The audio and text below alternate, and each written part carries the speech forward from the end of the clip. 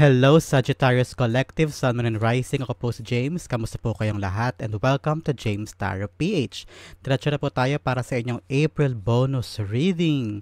Kung hindi niyo pa po napapanood ang inyong April 2025 forecast, pwede niyo pong balikan yan sa aking YouTube channel. Hanapin niyo po ang para sa Sagittarius.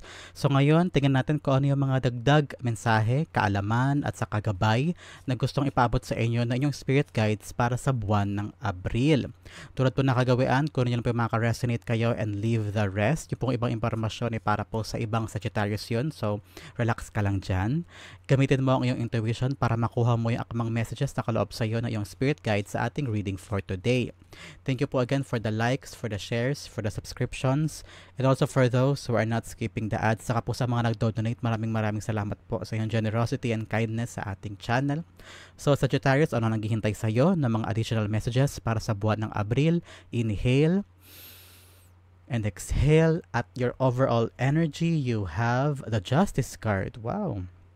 In the area of your conflict or challenge, you have the Three of Pentacles. In the area to focus on this month, you have the Hierophant. Beautiful. In the area of what's coming in, meron kang Nine of Pentacles. Wow, financial freedom, happiness. In the area of your divine message, meron kang Five of Pentacles. And in the area of your anchor being moving forward, meron kang Ace of Cups. Wow. Teka, usod ka lang to. Okay. At the bottom of your deck, you have the Magician. So you have the power daw this time, Sagittarius, na gawin yung mga bagay na gusto mong gawin. Pero ka bang plano na gustong simulan this time, tapos nag-aalanganin ka, parang nag-aalangan ka at iniisip mo, kaya ko ba to? Magagawa ko ba to? Baka naman hindi ako pwede dito, baka naman hindi para sa akin yan. Now is the right time for you to do it. Because binibigyan ka ng kalakasan ng spirit guides at saka ni God na ma-accomplish at magawa yung mga pinaplano mo. Huwag kang matakot. Huwag mong pagdudahan ng iyong kakayahan. You have everything that you need. You have all the talent at saka experiences na kakailanganin mo. Minsan kung pinagdudahan mo ang sarili mo, kailangan mo lang laksan ng iyong puso, ang iyong isip na magagawa mo siya in your favor. And I'm seeing here that once na nakastep ka na daw doon sa lugar na yan o sa endeavor na yan, para mararamdaman mo na, kaya ko to. So, this time, kailangan mo lang aksyonan and everything will flow in your favor, Sagittarius, okay? Start na tayo in your reading. In the area of your overall energy para sa buwan na ito, meron kang Justice card. I'm seeing here, ang priority mo ay balanse ng buhay. I know that you're a very workaholic, you're doing a lot of things, and then at the same time, gusto mo pa rin magkaroon syempre ng magandang buhay pamilya, yung parang tahimik, patiwasay, maligaya, wala masyadong gulo, pero naiintindihan mo na marami ka pa rin kailangang asikasuhin. With the Magician card, sinasabi dito na wag mo daw masyadong stressin ang sarili mo sa pag-aabala sa maraming bagay. Parang nakikita ko kailangan mo daw magkaroon ng schedule. Whether upuan mo yan, maglahi ka ng schedule for this hour and then next hour, lalaalan mo to ng isang oras and then tututukan mo yung isa para lahat ng area sa life mo ay nabibigyan mo ng priority and at the same time nabibigyan mo ng tamang energy yung bawat isa para hindi ka rin depleted, hindi ka rin masyadong pagod, hindi ka ma-burn out, but at the same time nandoon ka, gamay mo ang lahat. So you have the power this time to do that. And for others, I'm seeing here na merong good karma for you. You have been waiting for a lot of things. Hindi ka nag-shortcut and then you just provided your power in doing things. Parang hindi ka nang manipula ng ibang tao, hindi ka nag-try na mang-isa just to get what you want. Parang you played the game well, you played the game by the rules, and this time merong mga bagay na paparating sa iyo na parang bunga ng mga pinaghirapan mo, and this is something that you truly deserve. I'm hearing that, and merong magandang dulot yung pinaghirapan mo in the past. That's what I'm hearing. Kaya binibigyan ka ni God na parang, okay, actionan mo na yan kasi kaya mo. Kasi meron kang mga nangyari sa'yo in the past and now parang yung balik ng panahon, yung balik na tadhana, pabor na sa'yo. Congratulations sa'yo, Sagittarius. The Justice card is being clarified by the Nine of Pentacles. Dalawang beses lumabas. May financial freedom ka this time. I'm seeing here na itong balik sa'yo, itong good karma. Itong parang kung ano yung pinagkait sa'yo in the past, this time, ibibigay na sa'yo. Ang binigay sa iyo ay Nine of Pentacles, kalayaan, financial freedom. Kung ano yung mga bagay na wala sa iyo before, now meron na. Hintayin mo ito kasi I'm seeing you'll be very, very happy. You'll be very, very content with what you have. You're enjoying yourself. I'm seeing you twirling around, looking at your place, looking at your environment, and ramdam mo yung hangin, ramdam mo yung paligid. I'm seeing you enjoying your house. I don't know why, pero bagong gawa ba yung bahay mo o bagong bili? O may pinaayos ka dyan, kaya parang saya-saya mo siyang tinitignan, pinagmamasdan, parang kung ano yung pinaghirapan mo, pinapanood mo, and you're saying, worth it lahat. Tama pala na inilaban ko, tama pala na pinaghirapan ko at di ko sumuko because I'm going to have this beautiful outcome. So, bunga talaga to ng pinaghirapan mo. Parang divine justice ito na, uy, si Sagittarius ang daming ginawa in the past. Ano naman yung regalo natin sa kanya? And then, taran, binigyan ka ng freedom, financial freedom, independence, enjoyment, and enjoying the fruit of your labor. So, congratulations, Sagittarius. Ang ganda. In the area of your conflict or challenge this month, you have the Three of Pentacles. With other people ito, kailangan mo daw makisama, kailangan mo daw makibagay sa isang grupo. Meron ka ba ngayon pinagkakabalahan? Kung sa trabaho ba yan? And then, kailangan mo na makuha yung outcome. So, the one area or one way to do that is to cooperate. Makinig ka rin daw sa mga payo ng ibang tao at saka sa kahit parang feeling mo kino-contradict ka ng isang taong ito, pero nare-realize mo na, nga, no, parang tama siya, parang yung suggestion niya at yung nilalabad niya ay makakatulong sa bunga ng ito, ng bagay na ito, para sa ikagaganda ng tinatrabaho ko, baka nga pwede kong i-take yon. So this time, wag daw sarado ang isip mo sa sinasabi ng iba at saka sa suggestion ng iba. And also, if this person can really help you, kahit na parang kino-contradict niya yung gusto mong gawin, maybe you should also see the possibility of doing that. O para i-consider mo din yung ibang tao. I'm also seeing here na wag ka daw matakot. For other Sagittarius ito, wag kang matakot na ipakita yung talent mo. With the Magician here, yung abilities mo, o yung kahit opinion mo lang Para I'm seeing you sitting with a lot of people and ayaw mo magtaas ng kamay, ayaw mong magsalita, ayaw mong bigay ng opinion kasi iniisip mo baka mali o baka maliitin ka nila o baka pagtawanan ka o kaya hindi ka mapansin, ganyan. So, this is the right time for you to stand up and speak up and trust yourself, have confidence that what you're trying to say at kung ano yung balak mo ibigay ay magkakaroon ng malaking contribution sa grupo, okay? Don't think na weakest link ka. You have all the skills that you need, kaya ka nga napasama sa grupo na yan o sa community na yan because meron kang maidadagdag sa kanila na additional skills, knowledge, or asset, okay? The Three of Pentacles being clarified by the Eight of Wands. Yes, nasa tamang direksyon ka, nasa tamang lugar ka, may good news paparating sa'yo. So make sure daw na mag-focus ka din doon sa bagay na yun. With a good news here, kung makikipag-cooperate ka at makikisama ka sa kanila and you work with them, not work against them. Kasi parang sanay ka din magtrabaho mag-isa, no? Kasi parang feeling mo for a very long time, kaya ko ma-accomplish mag-isa Mas mabilis, diba, minsan? Parang pag walang masyadong magulo, walang etchebureche ng mga drama ng ibang kagrupo, diba? Mas madali sana ako mag-isa. Pero this time, sinasabi sa'yo ng spirit guides mo, kapag nakipag-cooperate ka and you open up yourself with other people and you work as a group, you work as a team, nakikita ko dito na may good news pa parating and seeing you on the right direction. Wag mo daw pigilan ang makikipag-cooperate mo sa kanila. Wag mong din maliitin ang sarili mo. Wag mo ikulong ang sarili mo sa parang, wag na ako makipag-cooperate dyan. Wag ko na sabihin kaya to, baka hindi rin makatulong. So, wag mo isipin lagi yung negative. Always think that you can and you will be doing something positive and it will give you the right answers moving forward. Okay? In the area to focus on this month, you have the Hierophant, your wisdom, your values. I'm seeing here na meron ka makakontribute. You have something in you, insights, knowledge na pwede mong i-share sa ibang tao. Parang parang ikaw yung magiging mentor. Teacher ka ba? Parang magiging mentor ka for someone else. And then, kinakailangan mong i-impart ang iyong mga experiences, ang iyong knowledge. Kasi marami ka daw maibibigay sa kanila at marami ka daw maitutulong. And your knowledge and your story will enlighten other people para mas maging makabuluhan din ang buhay nila. That's something naririnig ko dito. I'm also seeing here na Kung mawala ka daw sa kahon mo. You have a lot of things to do and you have a lot of talent and skills. Parang wag ka daw papakahon dun sa parang traditional na dapat gawin. Find new ways, find creative ways to accomplish what you want to accomplish. You have the magician here. Kaya mo to, makakaya mo to kasi nasa iyo lahat ng skills and power and magic para magawa ang mga gusto mo. Now is the right time to level up what you want to do. Maraming mga other ways dyan. Kailangan mo lang talaga mag-isip ng maraming paraan para magawa yan.